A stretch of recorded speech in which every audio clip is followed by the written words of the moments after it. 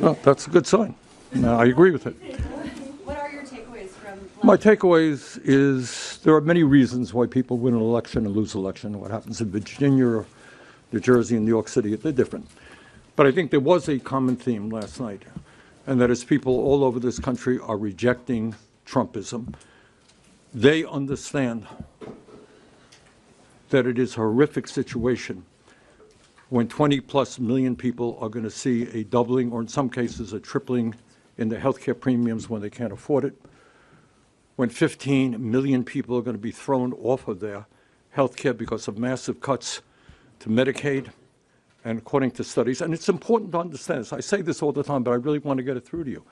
Studies indicate when you throw 15 million low-income and working-class people off the health care they have, 50,000 of them will die unnecessarily every year.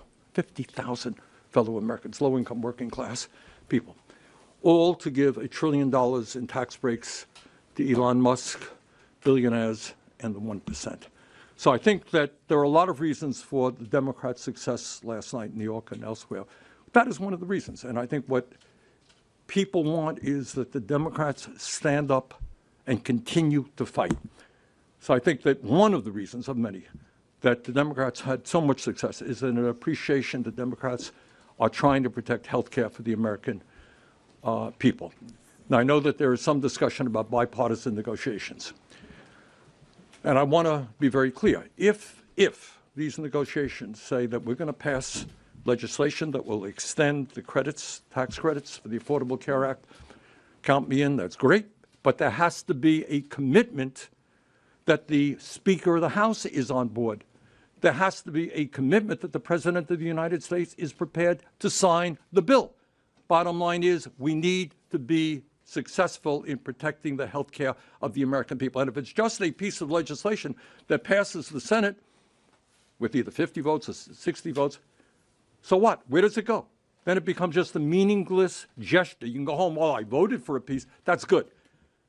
But the real truth is, will we protect the health care of the American people? That is what this whole shutdown is about. Yes, sir. Are you at all disappointed that Leader Schumer did not endorse Mamdani?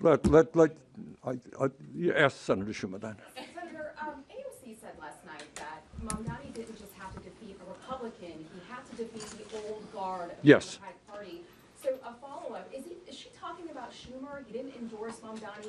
Look, here is what, and I want you all to appreciate this. This guy started his campaign at 1% in the polls.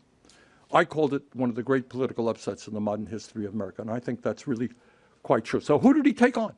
He took on oligarchs who put millions and millions of dollars to try to defeat him. Cuomo had all the money that he could use. He took on the President of the United States who endorsed Mr. Cuomo. He took on the Republican establishment, and of course he took on the Democratic establishment. So what Mamdani did last night was absolutely extraordinary. And the way that he did it was to put together a unbelievable, incredible grassroots effort, 90,000 people volunteering, knocking on doors. So what's the message there? The message is if you have an agenda that speaks for the working class of this country, if you are prepared to take on the oligarchs, explain to people that it's unacceptable that the very rich become much richer while working families can't even afford groceries or their rent. And if you put together a grassroots movement, you can in fact win. And I think, by the way, people say, well, that's New York City. I don't agree. I think that's... Pardon me? But is the Democratic leader part of the old why do you want to create... Look, obviously, you have a Democratic... I ran for president against the Democratic establishment. That's what Mamdani did. It's no great secret. That's what Alexandria did. No great secret. Of course there's an establishment. And of course there's a division within the Democratic Party. There's no secret to anybody here. What are we seeing in Maine? What did you see in New York City?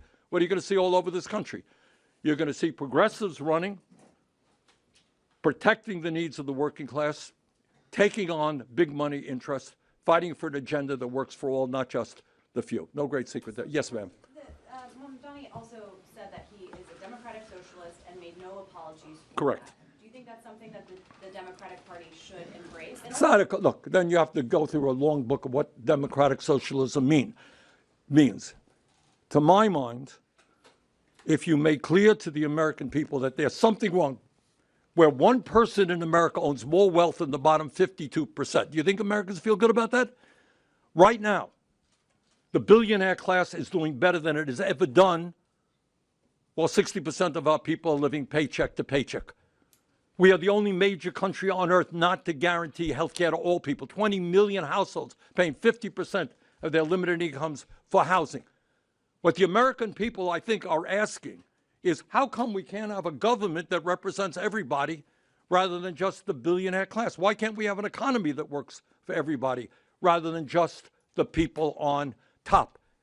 So you can call it whatever you want it. Then you can, and there's a lot of discussion on how do you do. Let me ask you, the real issue is these oligarchs are so powerful. Right now you're looking at, Musk and the others investing hundreds of billions of dollars into AI, which in my view will have a devastating impact on the jobs of many millions of Americans. Who's going to stop them? Can we rally the American people to protect American jobs and workers in this country?